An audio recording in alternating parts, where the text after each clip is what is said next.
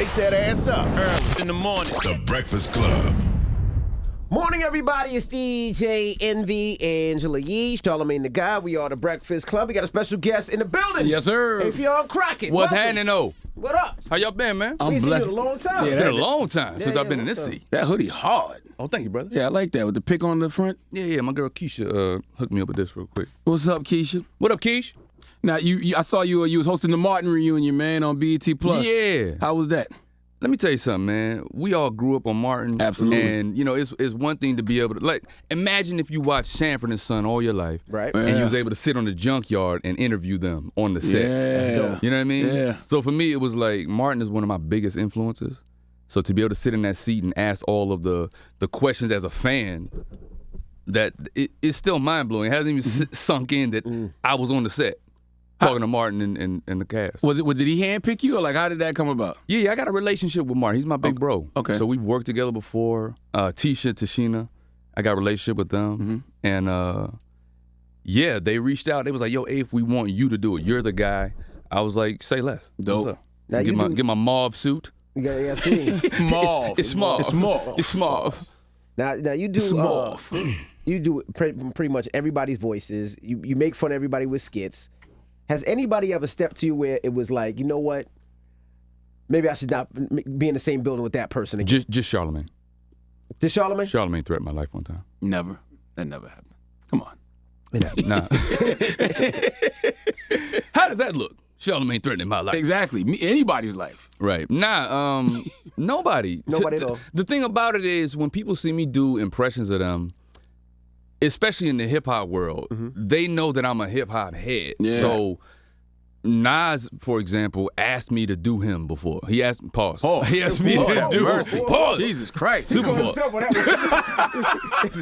Look, before you got to it, I was like, wait a second. That didn't come out right. But yeah, he asked me to do an impression of him. Hey, I know y'all niggas ain't laughing because y'all was fingering a booty hole. With no pause. With no pause. It was nothing but lotion. It was plenty of lubrication. And this nigga was giggling. Envy was like, you want me to put my finger in there? Wait. I've never done this before. You see, right? He's trying to act disgusted, like, you want me to put my finger in there? I thought it was a cake. I was like, the only thing left to do is to cut this shit and eat it. With no pause. So do you ever play gay games with your friends? Whoa. Wait Goddamn. a second. How did we get here? No, I've never done what you guys have done. What the fuck is going on, man? You brought it up. Look, where's Angela Yee when you need her? I need a female presence in this bitch. I need a vagina in the room. Yeah, too much masculine energy going on. I think it's masculine. I think. It ain't masculine, but it's definitely dick. There's a lot of balls in here today. A lot of balls. Now, where would you rank yourself as an impressionist when it comes to like Jay Farrow? I don't. Godfrey. I've gone on record as to say Jay Farrow is impressionist 2.0. I don't consider myself an impressionist. That's if you believe that or not. I consider myself an artist who plays the part. I'm an actor. So the same way you'll see Denzel play whoever, Hurricane Carter or Malcolm X, he dives into the role and he gives you, you know what I'm saying, the details that you need for that character. That's how I am with impressions too. Okay. Because I don't just do impressions. But as far as the ranking the impressionists, to me, Jay Farrow and Godfrey are two of the best that I've ever seen. 100%. Absolutely. Yeah. Easily.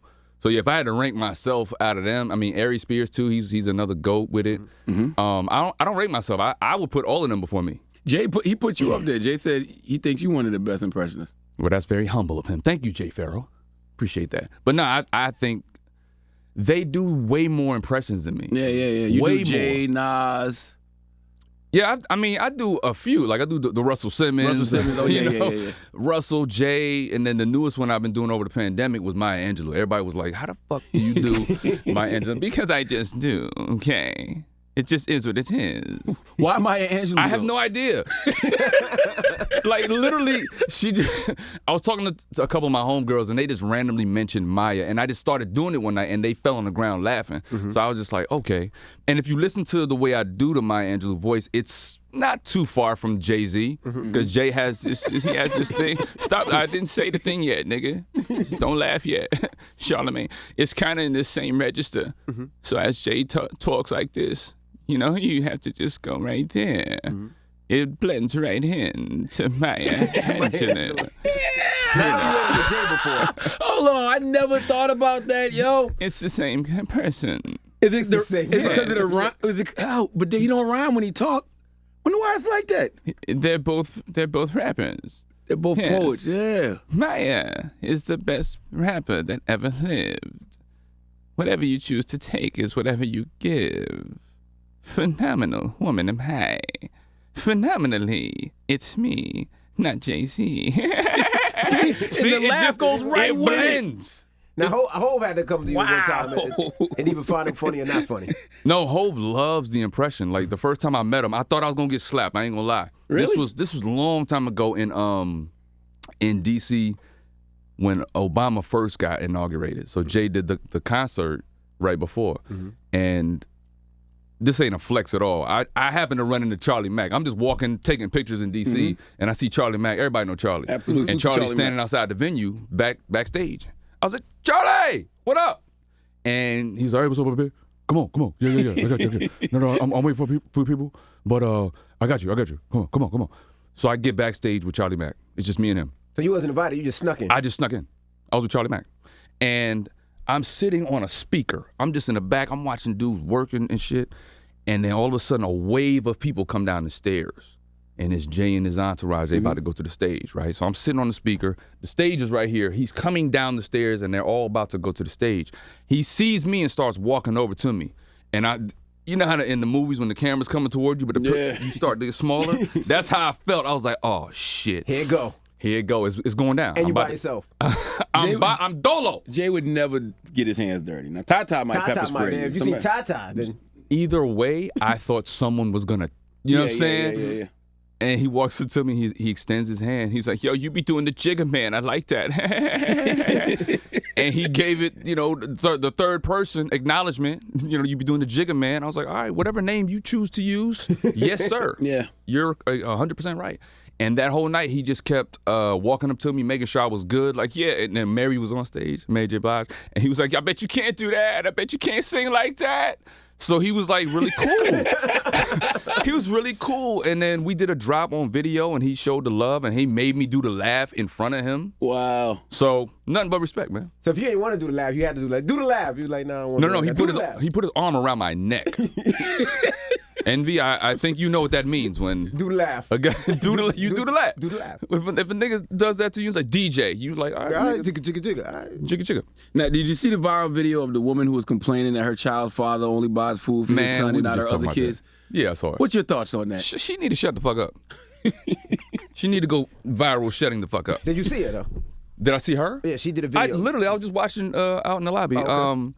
And she was explaining with her wig on, and she was like, you know, he knew what the situation was, and I had 4 other kids. And, bitch, just those kids came out of your vagina. Those are your responsibilities. Yeah, that's how I feel about it. Yeah, I'm buying my kid food.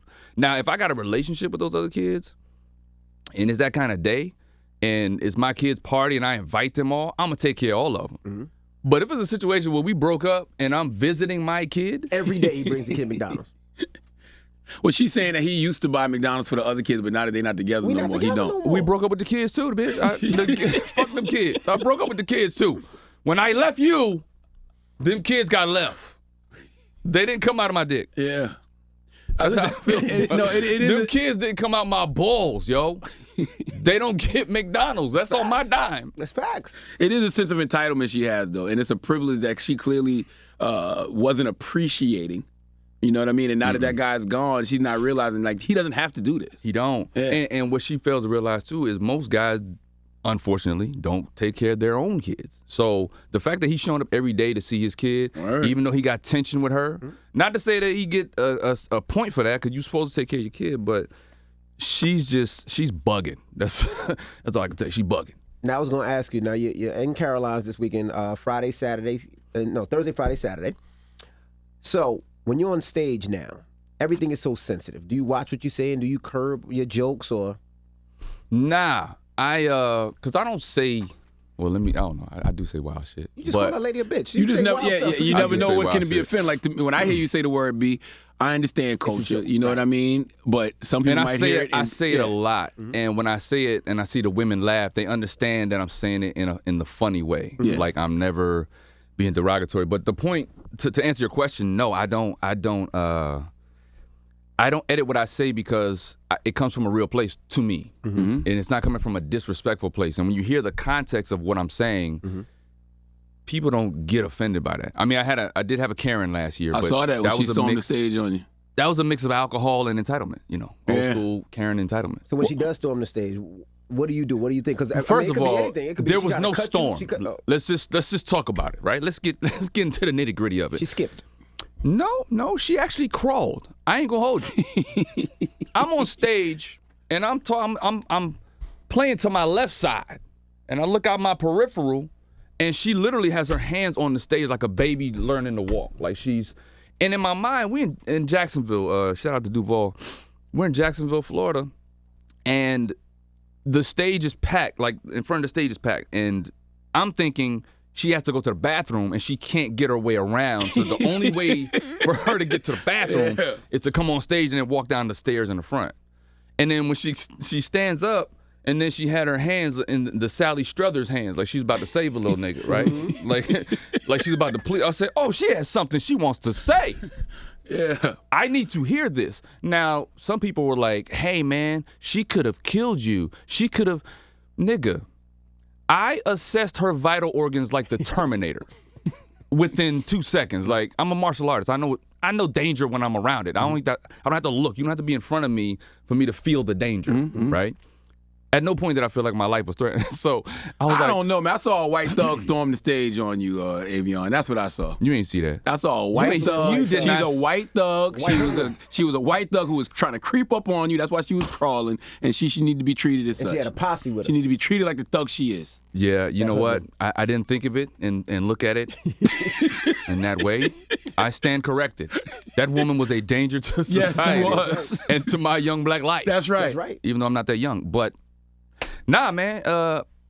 I could have easily gave her the Enter the Dragon Bruce Lee slow motion sidekick and had that bitch fly over 18 people. See, and you can't because you're a black man. So as soon as you do that, the even headline though would have been different. That's right. That's what I knew. I was like, yeah, what am I going to do to this woman that's going to be positive for me? Other than, I talked about it for about 20 minutes. So verbally, she caught that ass whooping. Yeah. But outside of that, she was wobbling and doing her thing. And what was she upset about? Because I was talking about sex. And she was just like, you're offending a lot of people in here. And I said, all these grown-ass black people in here? I asked them, are y'all offended by me talking about fucking? And they was like, hell no. Get your white ass off the stage is what they said. How you come to a comedy show and you mad because somebody talking about sex? Clearly she wasn't getting enough. What was the context? Come to Caroline's this weekend and you'll find out the context of the sex jokes that I be talking about. I'm talking about my dick going inside vaginas. And the crazy part, did they let her sit back in the show after doing that? No. She got kicked out. Oh, okay. They escorted her right out. Wow. And I did 20 long minutes on her after that. It was because it was unexpected. Like she threw off the floor of the show for everybody. And then it made TMZ and it caught on. And then the next city I went to, another white woman tried it. What? Yeah, but my boy Carlos, he was like, bitch. He flew to the front of the stage and was like, nope, we're not even going to acknowledge this. Now, was this before the Will Chris Rock thing? Yeah, it was before that. Okay. So this, I mean, I think it was a clout chase. It was a TMZ moment. She was like, oh, that other white woman got on TMZ, so let me try my hand at it. And we didn't even acknowledge it. Are you concerned about that type of stuff as a comedian now? Because it seems like you see what happened to Dave. Will and Chris. I hate when people even bring that up because that's a once in a generational thing. Yeah, and I hate when people start saying comedians are under attack. No, the fuck we not. These are all isolated incidents. Even the guy I was there when Chappelle got attacked, and I knew what was about to happen to him because I knew we were all there. So. Yeah. That was even an isolated incident. That was somebody who had a personal beef with Dave and his content and whatever his clout chase moment was. But I'm not concerned. That's scary, though. You look at the weapon he brought in and the fact that he was able to get on that stage. That's very scary. You know what I mean? Like you said, you could be looking to the left talking to these people, and he come behind you. Right. But again, if I feared that, then I would fear going to the grocery store, going to the mall, going to the airport, because niggas is wild in the airports now. I don't know if you've been watching. They've been fighting and doing all kind of stuff. So it is what it is, man. If it's my time, it's my time. But I'm not. I don't walk in or live in fear of that. I didn't know you knew martial arts. There's a lot you don't know. You guys finger booty holes in here. Big rubber. That is martial arts. That is martial arts. That is not martial arts. Yes, it is. Mr. Miyagi, wax on, wax off. That is finger in, finger out. That is martial arts, nigga. We can kill people with these fingers, Affion. Okay, that we were practicing martial arts in that moment. But yeah, I'm not a master or anything like that. But I know enough to get away. What belt? No belt. Oh, okay. No. Wing Chun. You know what's so interesting? I say this all about time. Nick Cannon knows martial arts too. People think you rub on Nick if you want to. I know. Nick is a little bro. I've known Nick for a long time. Obviously, wilding out. But Nick trains. The thing about Nick that people sleep on is how multi-talented he really is. Yeah. Like, I don't know where he got caught up in this. What people call him corny, but he's far from corny. The dude. I used to watch him on set. He would have a programming music board in front of him. He'd be programming beats. And the MTV execs will be trying to have a meeting with him, and he's meeting with him. He's talking about the next line of shows and blah, blah, blah. Then he's DJing an after party, literally DJing. And then he's getting on stage with us, and he's doing characters. And then he freestyle raps, and then he dances too. So he's really a multi-hyphenate dude. And then he's got a bunch of kids. So who's more talented, Nick Cannon or Michael Jackson? Oh, shut up, man. What? You could karate chop Charlamagne right now if you want. He gonna That's a valid question. Come on, man. Let's just move on from that. Charlamagne. Okay, it's clearly Nick Cannon. Come on, No, serious Charlamagne. note, we talked about it. Charlamagne was out this week. Chris Brown, Michael Jackson. Who's more talented? Chris said it himself. He said that's cap. You can't even compare the two because Michael is the influence of Chris, right? Very true. So it's almost like saying who's more talented between Eddie Murphy and Richard Pryor. One doesn't cancel out the other. I actually heard Eddie say this years ago on Arsenio. He said there was a time when people were trying to pit him and Richard against each other, and Richard was feeling like, oh, you the new young guy that's stealing my thunder. And so Eddie says, if I come to high school and get 100 on my test this year, and years ago you got 100 on your test, does my 100 cancel out your 100? No. It doesn't. So why can't we just let Chris be great now and Michael was great then? Period. There's no who's more talented, because to me they're talented in different ways. Chris is a more youthful. Chris crumps and he's a b-boy. He's a multiple hyphenate. Flips while he dances. He does all of that shit. Michael wasn't flipping, but the stuff Michael did, I saw Michael in concert. Really? I saw people fainting in front of. I've seen a lot of people in concert, and let me tell you something. I've never seen niggas faint at any other concert. And I've seen all the greats. Michael by far was the one that was an alien on stage. He made people float. Niggas was wilding. They had emergency tents on the side of his shows for ER, like for people that was passing out or whatever. They was convulsing. They was doing all kind of shit. But Michael just had that effect on people. So his gift is beyond a talent. Like, oh, he can dance really good. Mike was phenomenal. Yeah, the problem with the Michael Jackson Chris Brown debate is that they're not even talking music and dancing no more. Like, they start to, he can play basketball and he can spray paint. It's like, what that got to do with what we talking about? And then we're dealing with a series of people that don't recognize talent. The generation that we're in, you're going to have to be talented to make it. So you have a lot of people who have no idea what talent is. Everything is viral videos and reality shows. You don't have to be talented to be famous now. So when people are talking about talent and who's more talented, they don't know what the fuck they're saying. I don't even know what fame is anymore. Like, we had Kim Fields in here yesterday, and I was saying to Kim, like, man, you came up in the 80s when celebrity was celebrity. Real. Yeah. That's why it still lasts now. That's why you see them now, be like, oh, shit. Right. Fame was real. Yeah, it's you don't have to do anything to qualify to be famous now. You just have to be seen a whole bunch of times, and when people see you on the street and recognize you and want to take a picture with you, now you're famous. So does that cheapen like somebody like yourself who's actually talented. Right. Do you think people appreciate that talent? They probably don't, but I don't hang my validation on that. Mm-hmm. I know who I am. I know what I got. Like, I haven't been on y'all show in damn near 11 years. Yeah, 10, 11 Damn, it's been that long? Yeah, it's been a long time. This is only my second time on this show. Yeah. Yet I'm still relevant 11 years later. That's right. Yeah. So for me, it don't matter what they're saying or how they define me. I just do what the fuck I do. And because I know that they're not qualified to put me in a category or a box, I just keep doing what I do. And you made those adjustments, like, 'cause, you know, you see you on social media. We saw you on the joint with Cardi B when y'all was out in the woods. Like, you know what I mean? Cardi tried. Shout out to Cardi B, man. She one of the sweetest people in the world. Cardi's dope. Yeah. I was going to ask, since you grinded, we talked about your grind and how long you've been grinding. Do you respect some of these new comedians that come up and necessarily don't have to grind the same way? 1,000%. Why? 1,000. I was just talking to Country Wayne the other day and telling him the same thing. Like, we put so much emphasis on the platform that they're using, right? When we all have this access to the same platform.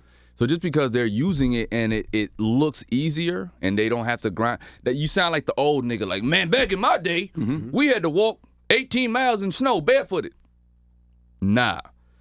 When I see those guys, it puts me in the mindset of Def Comedy Jam back in the day, or Comic View, right? That's so-called the traditional way of how you grind to be a comedian, right? There was garbage niggas there too. True. And there was greatness in that platform too. So now you have garbage on the internet and you have greatness on the internet. So Ha Davis, Country Wayne, Desi Banks, Jess Hilarious, Pretty Miss V. Pretty V, yeah.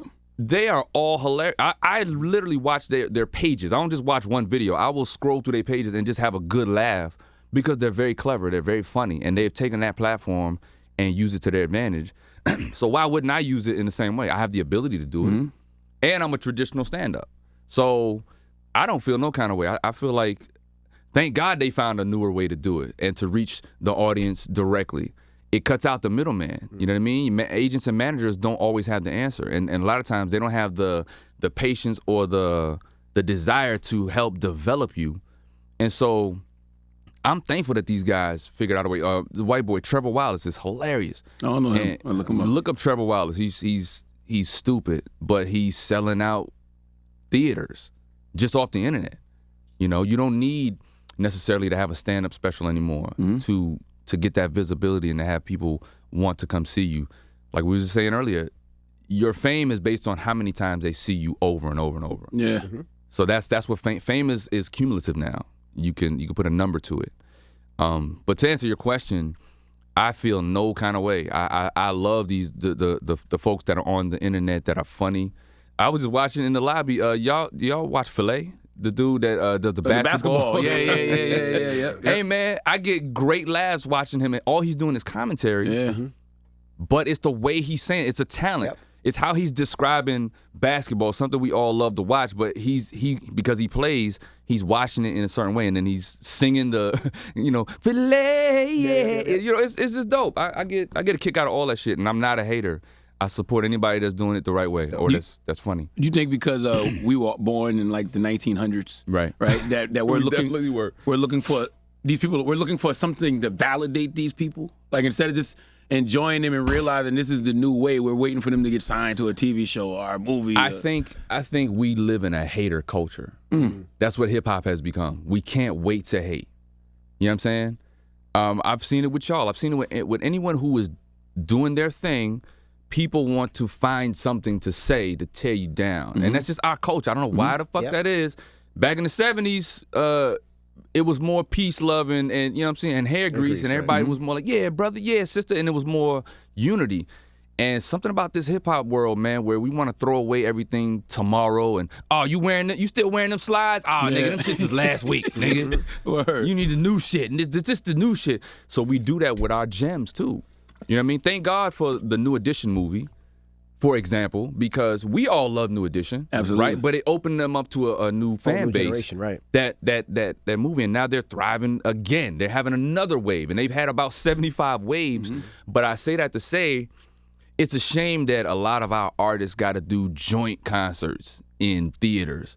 when Rolling Stones can do arenas for the rest of their life, or U2, because they don't throw away their gems. That's right. We always want the next new hot shit. I was saying that in radio as well. Like, you listen to some of the pop stations, they still play Rolling Stones. Right. But like, if you listen to some of these hip hop stations, you won't hear a LL Cool J. You won't hear a New Edition.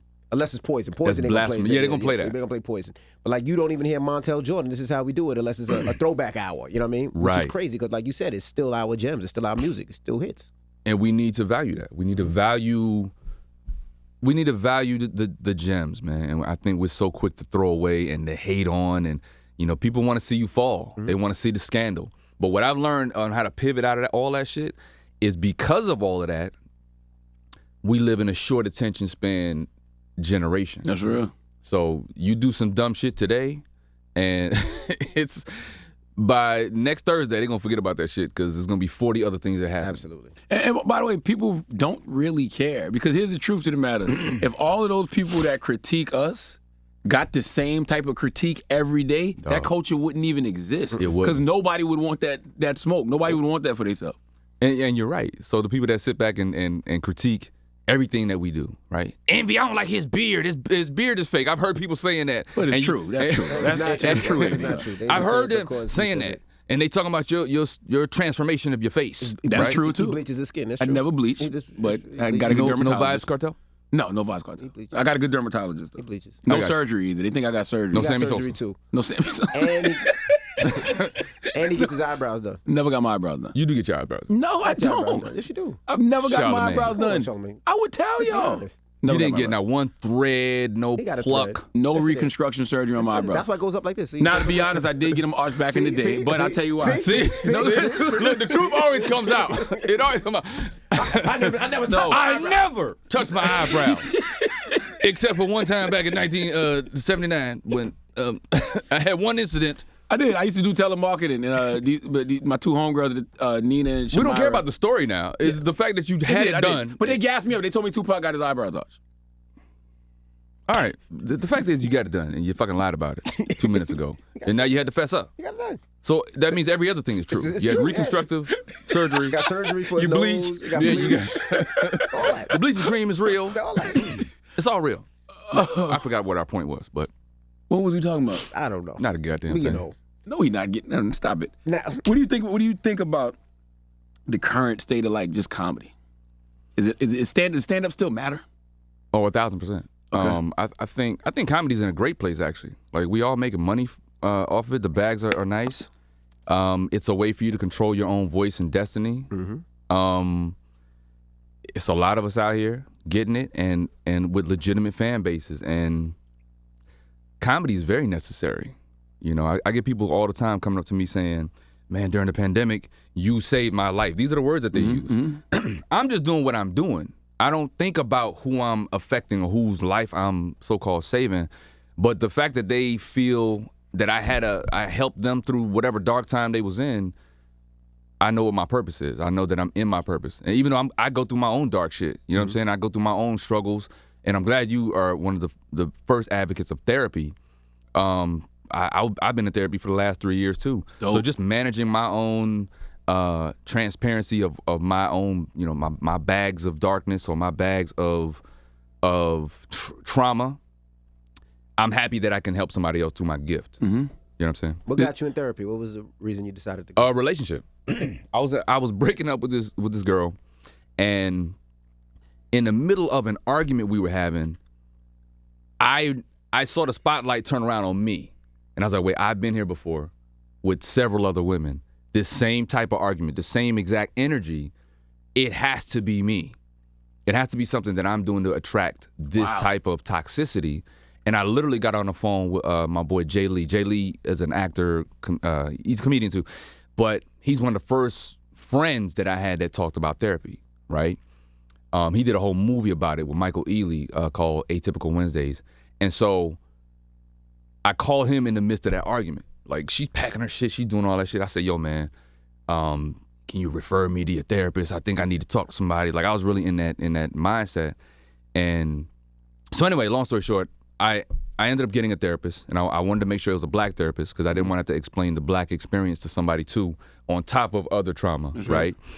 And yeah, so I started going, and we clicked immediately, and she helped me really navigate my life and to put it on the table. And that's something that I don't mind doing anyway. I like to be transparent with myself, and I don't like to lie to myself.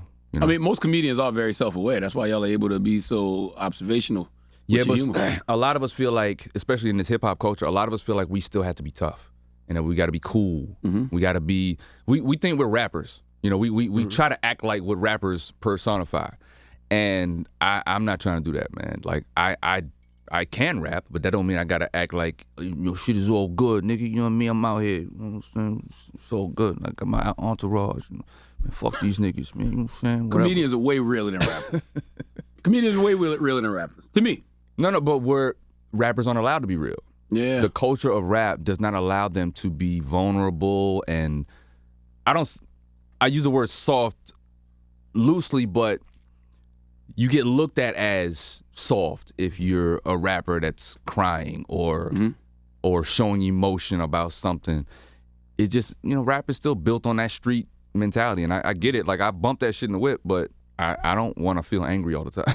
Yeah, it's interesting. Some comedians say they don't want to go to therapy and stuff because they don't want to fix that trauma because they feel like that trauma is like the source of a lot of their inspiration, their creativity, their jokes. Nah, get that shit out.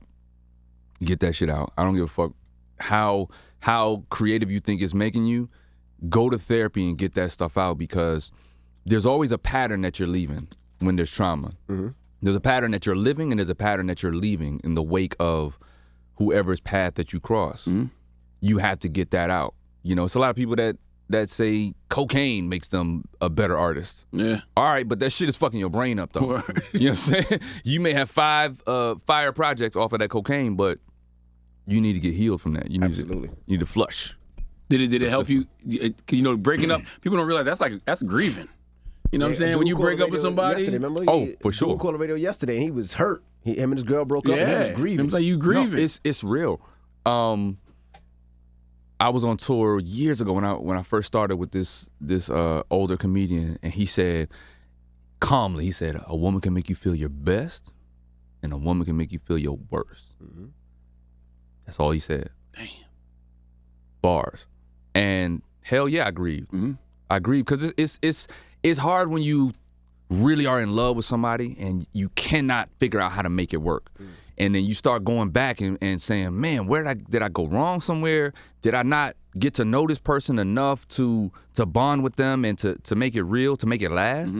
Yeah, that shit is crazy. And a lot of times breaking up with one person is hard, and some of us have broken up with 5 people. Right. And that shit is tough. It's tough to carry. So you got to get therapy for those things, and then realize how the relationship that your parents had affected you. No, absolutely. You know what I mean? That's where a lot of the trauma lives. So, therapy. Go get it. Word. And this weekend you gonna be at Caroline's. They didn't believe in me. Friday at Caroline's did. 9:45 Saturday at 7 and Saturday at 9:45. You can get your tickets at carolines.com. And we appreciate you for joining us. New York didn't believe in me. Caroline's did. When it's all said and done, how do you think people gonna remember Affion Crockett? They're gonna remember me as the guy that did it his way.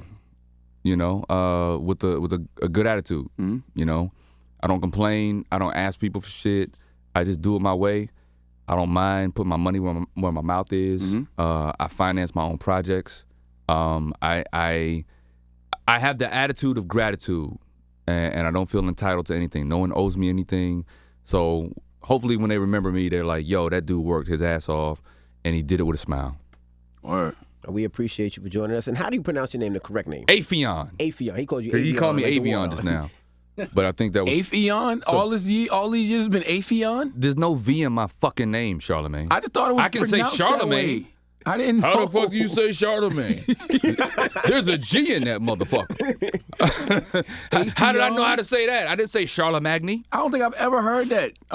Affion. How did you not hear it, nigga? I always thought they were saying Affion this whole time. Wow, you learn something new every day. My goodness. Man, Crockett. Charlamagne, fuck you, and just give me the number to your eyebrow specialist. Because before my shows at Caroline, I want to make sure my shit is lined up and plucked and all going in the right direction. So last question before we get up out of here. We always ask the Mount Rushmore of comedians. Yeah. Who do you have? That's a long list, but for me, I have to talk about who influenced me the most. Correct. Okay. Number one is Eddie Murphy. Eddie Murphy. Martin Lawrence. Okay. The Wayans family I count as one because That's a lot of faces, but it's a lot of faces on that. But you know, Keenan and Damon and all of them. They So you mean when you say Wayans, you mean just with the show or with stand up, the TV, everything Okay. Wayans. Those they don't get talked about enough as That is true. comedy royalty. That's true. Right? Writing, producing, performing, stand up, nepotism, right? In the right way. You know what I'm saying? Like they just don't get talked about enough. And You kind of unofficial Wayne in a way. yeah, I'm Affion Wayans. They adopted me. In a way. They definitely adopted me, but rightfully so. And I was able to say this to Keenan when we did Dance Flick. I said, you know, I went to the school of Wayans. I went to your school. I studied everything you did. And he looked at me and said, you did it the right way. You did great. You soaked up all the right information, and that's why you're here. So, yeah, I definitely no cap. Like I really studied those folks. Who's the first one that embraced you? Was it Marlon? Marlon and Sean, because I Okay. auditioned for them for this pilot that we did on VH1, and I made them niggas laugh so hard in the room. Sean threw a water bottle at me while I was still in audition mode, right? I was playing this rapper and I was freestyle rapping and I was just going off in the room. But anyway, the two of them were the ones that understood the DNA because I studied them. They were the younger Wayanses, so when they used to do those characters Snuff and Rome, I copied that. Like I really was just, you know, I dialed into that voice of what they did. But anyway, Eddie Martin Wayans is one more. George Carlin. Oh yeah. I would have said Chris Rock because he's up there too, but he's influenced by Carlin as well. So Absolutely. we got to go to the source. But again, that Mount Rushmore is a long list of people. I slept on Carlin, and I mean, don't get me wrong. I've always heard the greatness of George Carlin, but when I saw that doc that's on HBO Max right now, Yeah. oh my God, Yeah, I was like, man, there's nobody doing that right now. fearlessly. Yeah. And he was doing it way back then. Yep. So, you know, imagine if he was alive today and doing some of that same material, how it would be received or not received because of the sensitivities that we're in. But honorable mention to Richard Pryor, like he's the godfather of it all. I don't think he can even be ranked. And like it or love it, the genius of Cosby as a comedian, it's warranted. He did some brilliant stuff as a businessman, as a comedian. All the other shit I can't vouch for. Got you. Charlamagne, you want to say his name right? What's my name? Affion. Affion. Oh my goodness, You man. motherfucker. Mr. Crockett. That's what Russell said. He said Affion. It's very. He never said it the correct way. Affion sounds smarter. It sounds more lucrative. You should say Affion. He calls me Affion all the time. So This guy's good. He's good. He's good. appreciate you, Charlamagne. Affion Crockett is the Breakfast Club. Good morning.